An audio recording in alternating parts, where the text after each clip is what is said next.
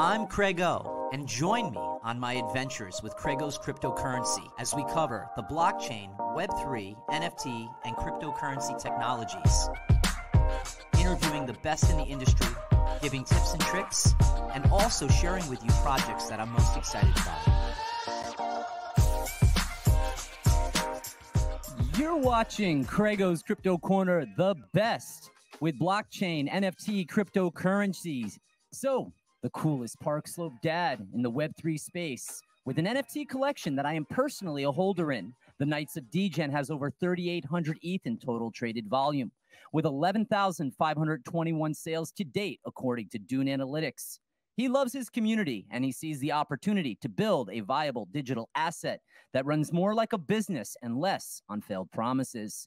He is also the founder of Outlier Ventures, an angel investing syndicate for businesses, tech startups, and Web3 companies. He's also the co-owner of a fan-controlled football team, which is based in Atlanta with Terrell Owens on the squad. A winning season is ahead for the community and team. Let's go Knights. We will go into detail on Drew's approach into the Web3 ethos with this incredible digital asset, as well as the future for Knights of Degen holder. He also has a second collection that plays part in the Knights of Degen ecosystem called Steeds of Degen, with 4.4K items, with 1.6K holders, and 60 ETH in current traded volume. Timing is everything. These digital assets will be also joined by their utility token in the coming months, known as Degen. A major factor when it comes to what has gained Drew his experience is his company, Outlier Ventures, which is a full-stack Web3 fund that invests across Web3 and the crypto space, including consumer applications, infrastructure, gaming, the metaverse, DeFi, with a focus on pre-seed through Series B investment in equity and tokens. With this breadth of experience, I am truly bullish on all things Drew Austin. A wise Degen once said, "The Knights of Degen is a mashup game of Thrones, a Game of Thrones and the NFL. Rarity and traits matter, but what matters more are the actual products and services directly tied to that digital asset, i.e. utility." Welcome, Drew. How are you, my friend? What's up, buddy? What's going on? Man, I'm ready to rock it out today with a lot of really great questions. I've been a Knights of Degen holder, I want to say probably for the past 6 months. And before I connected with you directly at NFT NYC in New York, I actually got a second token within the collection. I absolutely love what you're doing in the space. More importantly, I love how you engage with the community on Twitter. That's a lot of where I follow you. So what is one initial thing that you want people, whether they don't have this digital asset or they do, what is one thing that you want people to know about your Knights of Degen ecosystem? I mean, I think that like for Knights of Degen, it starts with a shared group of interests. That's kind of how we got started to begin with. It was a bunch of people that were interested in sports and speculation and sports betting and NFT collecting and crypto trading, and people that just want an edge. They want to be able to kind of win with friends. And that's kind of where we started.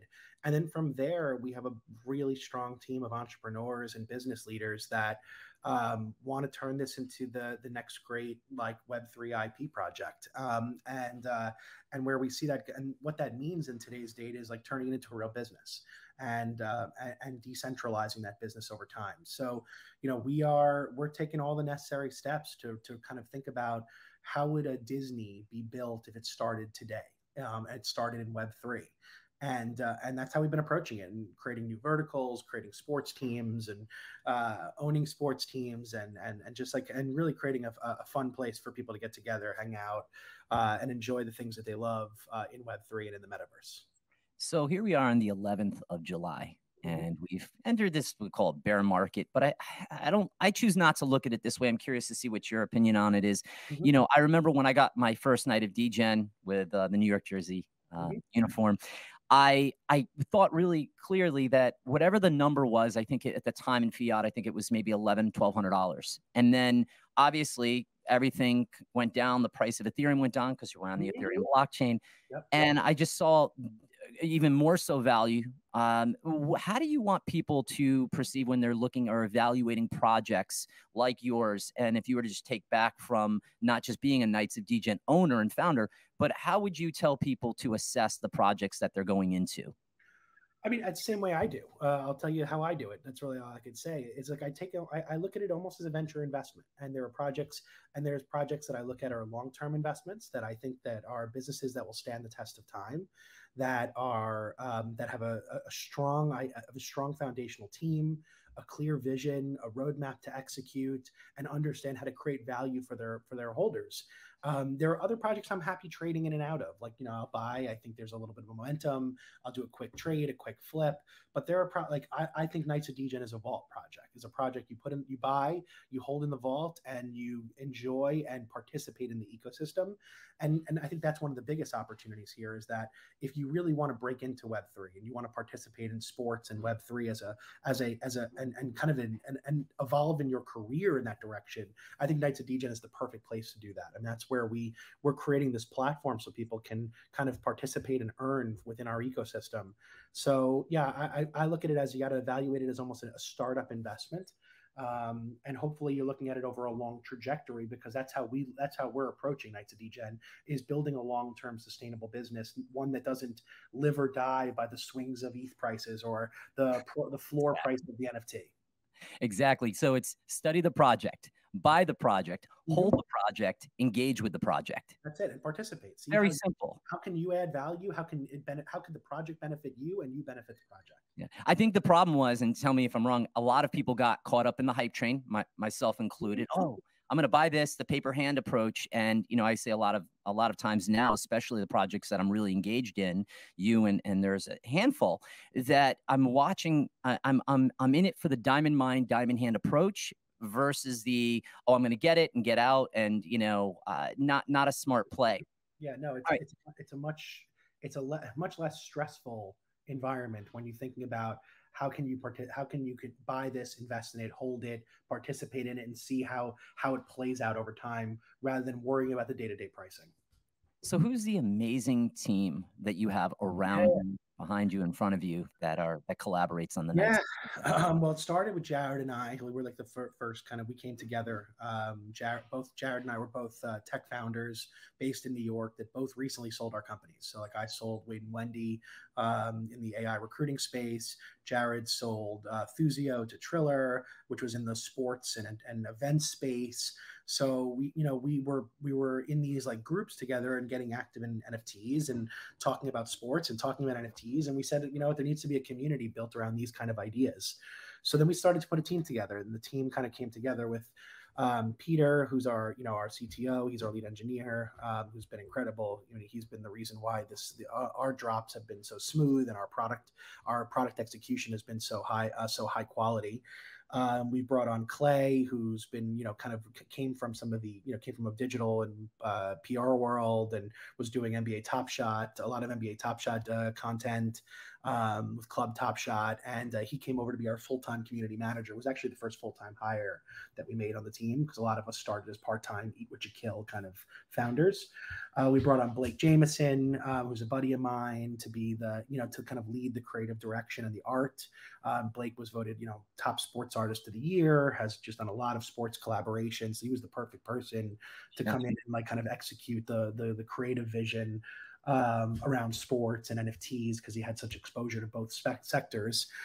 We brought on his manager, Mike O'Day, to come in on the operations side. Then we brought in Jack Settleman, who's been has a huge following in like the kind of Gen Z, millennial sports, fantasy sports betting ecosystem. So he helped us bridge that gap to an audience that, we might not have had much of a reach into.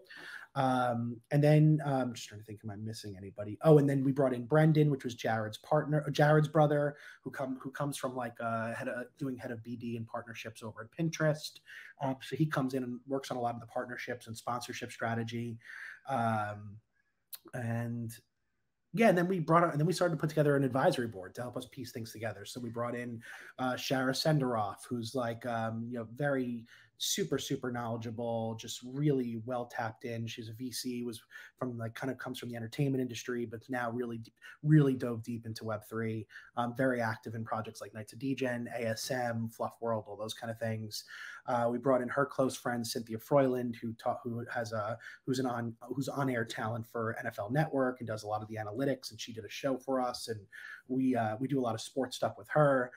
Ja Rule, who's become a really close buddy, actually performed at our NFT NYC event. Super passionate creator, active NFT collector and investor, and just someone who really wanted to help drive and support our initiative. Jerry Ferrara, Turtle from Entourage, if you guys know, Jerry has also really been trying to kind of help steer, working with us on lore and content and marketing, etc. Ultimately, I'm hoping him and I could do a couple shows together. We've been talking a lot about that, potentially like an animated show, maybe like and then another version like an Entourage style show. So like we've done a lot of talking about ideas there. So yeah, I mean, really, we put together this really fantastic team.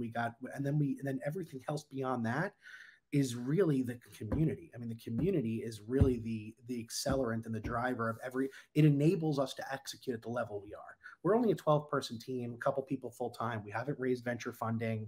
We're not yet at least. We're a lot of us is like, it's eat what you kill. We put in time. We're all, everyone's kind of got their, multiple different revenue streams. They're all working on different things, but the community was really where we stepped up to be able to scale. We have this structure where we've been very big on trying to ultimately we knew from very early on, we wanted to ultimately build a decentralized organization. So although we started centralized, which we thought was the best way, we wanted to start to build and practice the muscle of decentralized governance, where you're facilitating participation, you're voting on big ideas, all that type of stuff. And our committees, we have a community council who is like it was an elected group of about 7 or 8 members that come in and are representative of the community, represent the community and help govern the different types of decision making that takes place. That's something you should look into, Craig. You might even enjoy that. It's a really cool way to break in and get some real close exposure to like a project like ours. But we have the community council, and then on the other side of it, we have other committees that are like, and this is, there's lots of different, if it's not the council, another project, something to resonate with you is like, we have our media, we have our KOD media committee, we have our gaming committee where we ultimately want to build a gaming guild. We have a fan controlled football committee that governs our football team. Oh, we're going to get to that. I promise you. Yeah. We have a committee. The one thing I want to say is what was really cool about Blake Jameson, because I was reading up on everything I possibly could get my hands on. He's painted portraits for over 500 professional athletes. Oh, totally, Not only do you have someone who's incredibly artistic, who can do this incredible drawings, but you've also got somebody who actually then can help you guys with artistic direction in this business of Knights of Degen, which I thought was really amazing. And how did you guys initially connect? Well, so Blake and I actually live a couple blocks from each other. So him and Mike and me, Blake and Mike share like an apartment and studio because they have an art studio in that apartment with a couple rooms up ahead. But we live like 5 minutes from each other. So I think we started. Where did we originally connect? That's a good question. I think it was probably like Twitter, social media, just talking about some of the different stuff. And I must have reached out to him. I actually got to ask him how we originally connected. This world becomes a bit of a blur over the past couple of years. It does. The connections that you make, the friendships you form, the ability to grow in this Web3 ethos that we're both doing, and what you're doing is absolutely incredible. Tell me about the relationship between your second collection, which was Steeds of Degen, and Knights of Degen, and how they are different, and yet obviously how they're the same. Yeah, of course. So Steeds was our second release of IP into our world. Ultimately we believe that like Knights of Degen is the beginning of an IP platform, an IP asset, where there's a story, there's a lore, there's a world, there's characters, and we think that gives us a foundation to build around. So Knights are really like our sports betting, Degens are like they're like the protectors of the kingdom, if you will. They're the ones who are going to be, highly responsible for a lot of the governance and governing decision-making as the DAO unfolds. With Steeds, they are, we look at them as a few different things. One, we have, quite a bit of stuff to roll out with Steeds, but we have always looked at them as like our as like the travel companion, like the travel companion, the support, the partner in crime, kind of like, you know, the anyone who has a steed plus a knight is a more equipped knight in our ecosystem. So there's going to be a lot of upcoming things. Like we look at you know, steed holders are going to have access to different type of travel benefits and perks to come to different types of events we have, because we hold events all around the country, and we want you know, we haven't talked much about this, but we want to ultimately have a percentage of the royalties from steeds go in the future that just goes to a travel budget, so that we can always send different steed holders to different events. So that'll be something that we're going to implement over the near future, and it'll be part of like when we roll out the DAO. Another component is like we also want to be able to make sure that as we create content and stories and shows, each one of these have their own kind of role and defined characteristics and traits. And then when we have our token, we've talked a lot about how there'll be accelerants if you have a knight plus a steed. So there's a lot of really interesting things coming. But they definitely each have their own kind of unique perks and benefits to them, and like bring things that are new and unique to their holders, as well as hopefully we'll have different roles within the world and story. And by the way, for those that don't know who are tuning into this, the DAO is a decentralized autonomous organization. If you are an owner in an NFT community, such as I am with the Knights of Degen, you then will have governance or voting rights. And so just dive a little bit in that. Obviously, I saw that you guys have, I believe, have collected things within the DAO. Is that correct? Yeah. It's called the King's Purse. It's basically like a treasure, like a treasury that we set aside funds to every single month. 25%, right? Yeah, based on the royalty, 25% of the royalties every month go to the King's Purse, and it's completely managed by the community council. So the community like people from the community make proposals, or the council makes proposals, or even we make proposals, and it goes to the council. And the council then decides what they want to do with those resources. And a lot of it has gone to, and the way we think about it, and the way we think about almost everything within Knights of Degen, is around three things. Does it create revenue or value and to generate into the business? Does it create content or awareness? Can we create content or more awareness of the brand because of this initiative? And does it create utility and fun for the community? And if it hits those three things, or two or three of those things, then it's something we want to pursue. So even with like a lot of the NFTs and the assets that we acquire from the purse, most of it is things like metaverse land, or gaming assets like Zed horses, or like things that we can utilize to kind of push us forward and help us to build out our metaverse presence, our esports presence, like our esports play to earn presence, things that can give us content that we can create content around and create shows around. Like, we have a show, where we do we're like every Friday night we have a show that basically covers all of our different esports and play to earn gaming initiatives. So we have a what's it called, TVL. What's that project called? The game. I'm blanking out right now. I'll get back to you in a minute. Okay. So let me ask you. So the Degen coin, when is that going to be launched? We're targeting end of August, like end of summer. So like somewhere around Labor Day is like our target, like that area. Now, granted, like who knows? Staking mechanism for the Knights of Degen to earn that token. How's that going to work? We're working on a lot. I can't say too much about it because I got it. Hey, you're on my butt. I gotta press you. All right, I understand. Totally fair, and everyone knows I'm pretty much an open book. Yeah. I try to I pretty much share as we go here, but for us, it's really about like we're trying. For me, the product that we build, like our whole business, as the token comes out, our product is the token. And everything we build, every vertical we create, every product we create should be driving more utility for that token. That's how we think about it. Because I think what's smart on your play, and by the way, the reason that you shouldn't really be telling me too much on this, and I understand that, is because I watched a lot of projects that had their utility token, I'll let them be nameless, and they were played as nothing but liquidity pools to swap out for Ethereum. Yeah. To me, your token has to represent so much more than just that. Do you agree? Oh, totally. I think that 100%. That's what the problem with tokens are right now, is that there's not enough. They're not well designed enough to really create value. Like, to me, a token needs to do one of two things: further decentralize the business. Three things: further decentralize the business, create some kind of network amongst the ecosystem, and create native utility to participate in the ecosystem. And if it does those three things really well, then that's when, if you and you've designed your supply and demand economics and the design effectively, then what you're doing really is creating, like, if you think about it, the way I always compare a token, I always think about it this way, like in the token world, like in public, like think about a public stock, like Tesla, for example. Tesla is it's basically managed by its assets under management. You value Tesla by its assets under management, the demand from the speculative stock investor community, and those two things combined create the demand of the stock price, and create a stock price and a market cap.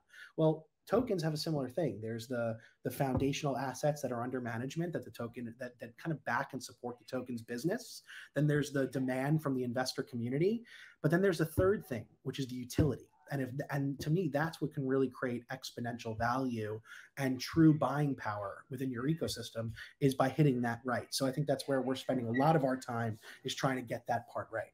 Yeah, well, you're also maturing the project before you bring in the token, which is smart, because a lot of these elaborate roadmaps, which I've read a lot of these white papers, it's pretty sad, because you're like, this is too good to be true. And they launch the NFT, the digital asset, at the same time they're launching their token and going, oh, stake this stuff, so that way there's not as much supply, right? Which pushes the price up. It's artificial. And I got to experience it this year. I'm not upset by it, but it is what it is. So obviously late August. All right, so let's talk about it, right? When I was at the NFT NYC event, I go up to the table. I'm a medium guy. I'm a medium shirt type guy. And you only had larges. So I said, all right, this is going to be perfect for the interview. There you go. Like, I'm grabbing my shirt. Let's talk about fan-controlled football. Terrell Owens, your quarterback, Ed Crouch, was there. It was awesome to connect with him. We obviously created that awesome video, and Ja was an incredible performer. Amazing to watch his presence in person. But let's talk about fan-controlled football. Its value, obviously, it's in Atlanta. Tell me more. Tell us more. Well, I mean, that's just another example of the three things that we love to do. We by owning a team, we had the opportunity to be able to acquire a team during the second year of fan controlled football, where they expanded to NFT communities as being owners of football teams.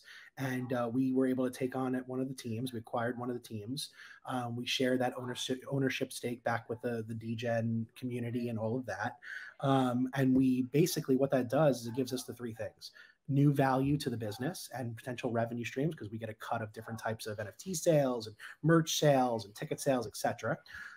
Second is it gives us a lot more brand awareness. I mean, Knights of Degen's name was all over Yahoo and ESPN and major publications because of our affiliation with the league. So this is and we have a show that covers the team that we've created, and it's just an amazing opportunity for more brand awareness. And then third, it's fun as hell. Like, I went to 3 games this year.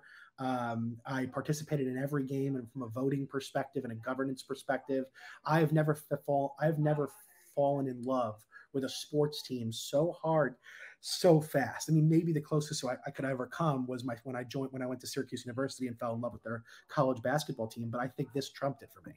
That's how much I fell for this team so fast. And it just shows the power of ownership. It shows the power that, like, when you are participating and governing and making decisions as a community to lead a franchise, and there's no one to point the blame on its performance and success other than yourself, you just really get married to that. So for us, this is like the beginning of what we believe will be. We want to continue to invest in this league, invest in our team, build a really valuable franchise in the FCF community, and that's our goal there.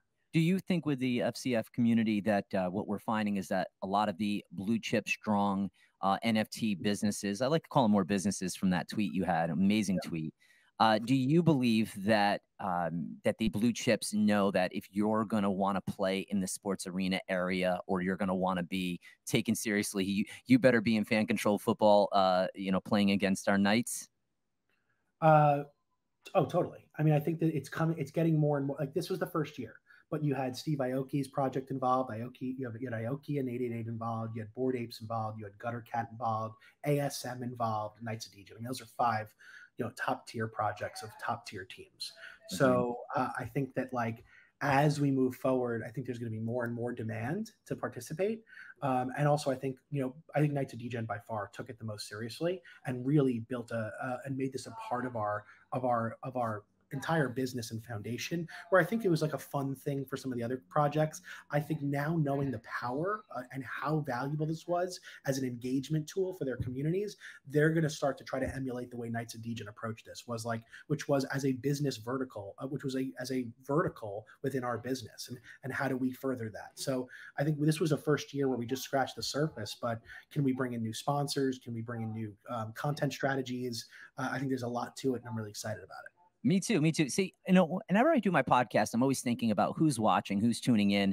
And as my channel continues to grow, I think newbies and I think intermediates that had some lessons along the way, which I raised my hand. And I think I'm getting past that, intermediate level pretty quickly through obviously amazing interviews like this. But here's my question, right? For the newbies, how would you advise someone wanting to get involved with NFTs and crypto, right? What's the first thing they should do? And where would you tell them to go? Right? And what type of content should they engage with when they're starting the journey of learning?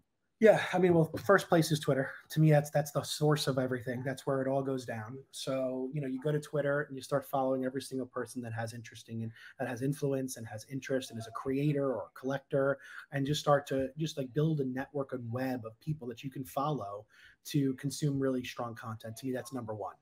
Number two, I think that getting deep into a couple projects, there is no better way you got to get your hands dirty in the space. So that is a really important piece. Of this. Wait, let me just close my door 1 second. Yeah, no worries. No worries.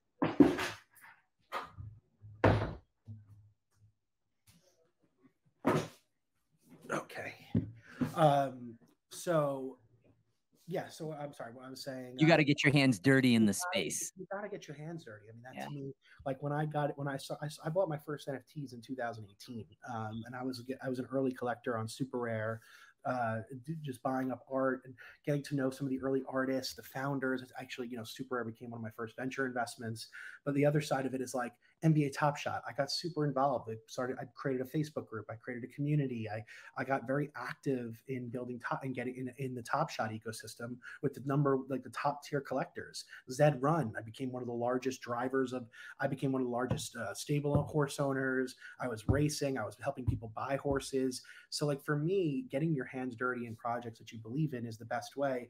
And that's why for us with Knights of Degen, we've really focused on the way we think about it is this way. Like if you want to get involved if you're a sports fan and an NFT fan and you want to make that potentially like your future, if you want to get involved in that world, like I always thought that Knights of Degen could be like a place where people can actually earn and get financial freedom to work on the things they love and their passions are about, and do that in such a way where they can actually be able to still, kind of provide for their families and all of that kind of stuff. And if we can do that, to me, that's what this is all about. So like, that's what the decentralized ethos is. So like the way we think about it is we're creating this infrastructure, almost a platform that people can build on top of and expand upon the KOD brand, but also monetize their own skill set in that process. Because in Web3, you have to have an infrastructure to build a business. In the past, you didn't need necessarily a technology infrastructure to be a business. You needed, you just had to get incorporated and get started, and maybe you had to set up some payment rails and things of that nature. But really,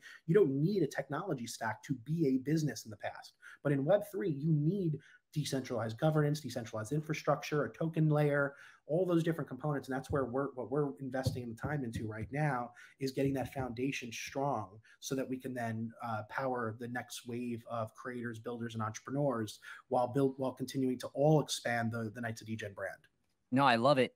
I think there are a couple of things that you mentioned, three in specific. One is a founder that you believe in, right? Because there's a lot of things that we've gotten into, and we're going to talk a little bit about centralized in a second. A founder that you believe in, a roadmap that has check marks on it, things that have already been completed, so you can see that they're accomplishing that.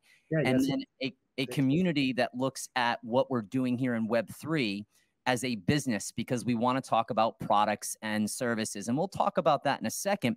Let's talk about the centralized platforms, right? Now, it's a hot topic right now. I've brought it up a number of times on my podcast and will continue to, but I always want to talk about things in a level that's either neutral or positive. There's enough FUD people out there. But let's talk about Nexo, Voyager, Celsius, Coinbase, Binance.us. What are the first things that come to your mind when I mention those 5 platforms? Say the 5 again, real quickly. Yeah, no problem. Nexo, Voyager, Coinbase, Celsius, and Binance.us. Well, I mean, the first thing I think of is centralized. I think a lot of these are centralized platforms, and I think that what's going to happen here, and like, I don't know if like all five, like I'll say like, I don't know if all five of those have a lot, like there's differences amongst those five, of course, but I think the key thing that we're seeing amongst the crypto community, and listen, this has happened way, like I've been in crypto since 2013. This is not the first down type cycle I've seen. I think I've been physically and mentally like almost prepared for it by like, listen, I'm very risk tolerant, like, or risk tolerant. So like I've lost probably 90% of my net worth, maybe 3 or 4 times in my life already, because I'm just I'm invested in this space so heavily. And, but the reality is I tend to lose more each time because I have more but I've gained throughout the process. Like, you know what I mean? Overall, I do. The reality is that what's happening here is we're wiping out all the CeFi, the centralized finance kind of, a lot of the CeFi issues. What happened is we brought a lot of the traditional finance, like financial engineering schemes, and brought them over to Web3. And we brought them through this bridge called CeFi, where at the end of the day, you're still dealing with people's greed and people making poor judgment and poor management behaviors and not transparent behavior, as opposed to what DeFi is all about, which is programmatic transparency, where everything is visible and you should be able to see that the math works or doesn't, the models work or don't, and then that's how the businesses are run. Trustless, exactly. And that's where, like, this is another cleansing of this space to then, like, reality is, like, the last 4 years are the first wave of true user adoption in this whole entire space for NFTs, crypto, everything, DeFi, all of this. So, like, obviously there's going to be learnings and there's going to be failures during this first wave of user adoption. And we're experiencing the first wave of like, the last crash was built on the premise of there was no product, no utility, it was just speculation. Then DeFi entered, brought utility to the space, and it created an astronomical new level of value. Now, there was a bunch of failures, a bunch of learnings. We're going through a winter. We're going to see the shit companies die, the good ones build. And out of that should come DeFi 2.0, play to earn gaming, the next generation of smart contracts and NFT utility, and then ultimately lending itself to the metaverse, which ideally will become this immersive way that we all, work, play, socialize, etc. Tell me if I have this right. So I look at the centralized, I look at Coinbase and Binance.us, and I've kind of separated them a little bit, right? Because you're right. DeFi is there's an ability to develop and create more transparent truth in DeFi, yet DeFi gets sort of that bad rap, like, oh, I like it centralized, really. So my thought is with Voyager and Celsius, when Celsius shut down the withdrawal ability, it was only a matter of time, but if I'm like, oh, Voyager operates similar, so that might happen. And I invested just in Steve last year, and nothing. I hope that Voyager will come back. I have my VGX token. I like the platform. It's the kiddie pool of Web3. Yep. And, and the same with Coinbase. And so obviously we need something centralized in order to go to DeFi. Maybe at some point that might change up. But let's dive into Degen Tavern, Degen Arena, and Degen Living and Quarters. Talk to me a little bit about that. Yeah, I mean, that's just our plan, starting to build out this like hub and home in the metaverse. Right now we've acquired land in Wilder World, Sandbox, NFT World, Sports Icon. I'm probably missing some, but we have land in about maybe somewhere between 4 and 5 metaverses. And we plan to create different types of digital experiences in each one of those that are aligned with the capabilities and vision of that specific metaverse. So, yeah, right. And I love Wilder World. I love it. I was introduced to that last year by our friends, and incredibly bullish. Yeah. And incredible. And get it. I hope they take their time and become I believe if there's any metaverse that's set up to become the place that we live, work, and play in, I think it's Wilder World. They think about things correctly. They're truly a decentralized team. They're pioneers in this whole entire space, and I'm incredibly excited to see where it goes for them. But and Knights of Degen happen to be the first community landowners in Wilder World, and then they planted our tavern, or where our tavern will ultimately become, on a street called Degen Alley, which is where all the other NFT communities then eventually acquired land. So excited about that. Where we're spending a little bit of time right now focusing on NFT worlds, because we think it's the first one that will actually get real user adoption. Especially because of where it comes, like its background in Minecraft, and Minecraft being such a highly played game over in the previous generations of technology. So we think that that's going to be the first place that real adoption takes place. It has already the furthest along of capabilities of the metaverse of metaverse to play games. So that's where we're spending a lot of our time right now, thinking about our play to earn games, metaverse experience. And then ultimately we want to be able to sell land, which is like the knight's quarters, and fraction some of that land, so that our night holders have a place to lay their head in the metaverse. So we have a lot coming. We just have we have a lot of different, as you could tell. I mean, we're working on launching a delivery restaurant across 100 cities. We're working on our football team. We're Hot sauce. Vodka sauce. Vodka sauce. Yeah, vodka sauce. So we have something called Degen sauce, which is a partnership with PopChew, so that we can create another level of revenue stream, but also another way that people can interact with our brand, and engage with our brand and be rewarded and participate and utilize token and all these different things to be able to engage across our restaurant and our. So again, we just want to keep expanding our presence, but we have a lot of projects going on. That's why the community participation is so critical to our ability to execute. Now, question for you, OpenSea. I want to just talk about market trading place platform where you can buy and sell digital assets. Do you think that any of those major platforms that act as a marketplace, which they are, do you think that they have a responsibility to vet certain projects as we start to continue along? Because there's projects out there right now that are, and again, I'm not offended, but that are highly, highly inappropriate or just kind of disrespectful, blatantly. Do you think that there is a criteria that maybe OpenSea or other marketplace trading platforms should have in place, or no? I don't for OpenSea, really. I don't think so yet. Maybe there's some kind of guidelines in there, but listen, if the reality is, if we're pushing for decentralization, which is less like people telling us this is the way we have to be and us kind of self-governing our way through it, then we're going to have to be, then what's going to happen in that process is we're going to have to be more tolerant. We're going to have to be more, we're going to have to be more comfortable with being uncomfortable, which as a society, we're not today. We're going to have to be a little bit more tolerant of testing the waters, pushing the boundaries, and being and dealing with things that are not going to be necessarily within our value system, but realizing that people have different beliefs and different values, different interests, they find different things funny, they find things not funny, is what it is. At the end of the day, when you're moving towards less, when you're trying to push for a world of less regulated direction and less, kind of these kind of things, then I think that we have to be open-minded to the fact that it's going to be uncomfortable for a little while. I think LooksRare is super cool because it's a true decentralized marketplace. I really have been getting more and more excited about LooksRare. I think OpenSea is in this kind of middle ground where they're centralized, which is meaning if they're centralized, they should have more oversight and more guidance. But for a decentralized marketplace, I don't think it's there. I don't think it's.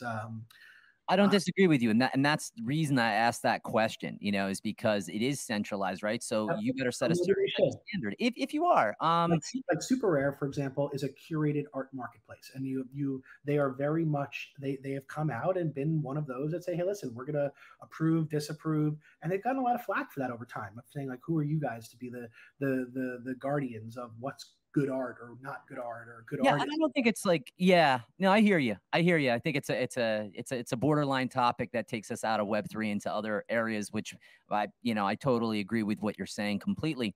Let's talk about Michael Carter Williams' Players Only project and what happened, and how did the community derail so quickly with all the massive amount of FUD?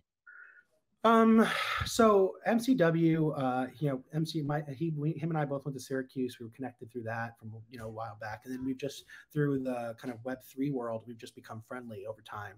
And, just through, connections, etc. And, he's reached out, when he was starting his project and all of that, he reached out to me for advice and I saw someone who was really interested in trying to create a successful NFT project and start to build, he was thinking about, I think he's 30, 30, 31 years old.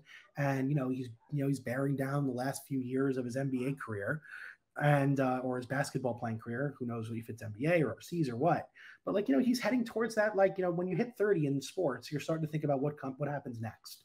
And I think that for him, he felt like this was a really interesting place that he can be like part of an entrepreneurial community, create, and he really started to get passionate about like different types of projects like Zed Run and Wilder World, and was investing and participating in a DAO that I have. And like, you could see someone who wanted to be a student of the game. And to me, I appreciate that, because I've been around a lot of professional athletes that just throw their names on things. Their agents take care of it. Like, he really was doing the hands-on dirty work. Now, I think the thing is, when you create your own product, I don't think people realize how fucking hard it is. Like, it's just hard work. It really is.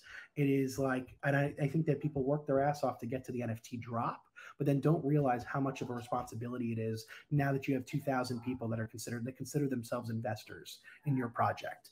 And that is a really big challenge for someone who doesn't have that experience or doesn't have the team around him to be able to really support his vision to execute. And what I saw was like, they just didn't have the chops. Like, that's the reality. They didn't have the team makeup wasn't prepared to handle the follow through on that project. And what happened was they started to get a lot of flack. And let me explain something to you. When your community turns on you, what happens, it's actually a double-edged sword. The community, I don't know what they think they're doing, but like, if it's a good thing or a bad thing, but like, what happens is like, they start to pressure you in ways that ultimately most people tend to like retreat even further. So like, it's not going to your Discord becomes not a fun experience anymore. It's not an environment you want to go to if you're going to be attacked every time you go. So what happened was like, some of the challenges that they were facing early on start to get compounded when the community starts to pile on, and then you become more and more disconnected to both the community and the project, and care about providing value to a community that doesn't like you anyway. And it becomes a no-win situation. No matter what you do, not everyone's going to be happy. It's like and you're just in a tough spot. And his project, like many, many, many, many, many others, fell into that category. And what happened was, I saw him getting a lot of critique online. There was a big Twitter thread about it being a rug, which I tend to not agree with that term. Right. In a case like this, I found that this was a project that was not I define a rug as a project with bad intentions that execute very well, as opposed to a failed project which has good intentions and execute very poorly. Yeah, that's a rug, ladies and gentlemen. Yeah. And like, to me, this was a failed project that executed poorly. With good intentions, executed poorly. He's picking up the pieces right now. What was that? He's picking up the pieces and is moving forward to staying a student of the game, right? Absolutely. He could have just said, fuck it, I'm done, easily. And instead, what happened was him and I talked. We said, listen, there's a lot of shared interests amongst these communities. He wants to be around a team that he can really learn from and continue to build with. It just made more sense to bring him into Knights of Degen, offer an opportunity for his community to get involved as well. We gave them the opportunity to be able to buy a night at a substantial discount to the market price, about a 75% discount to the floor.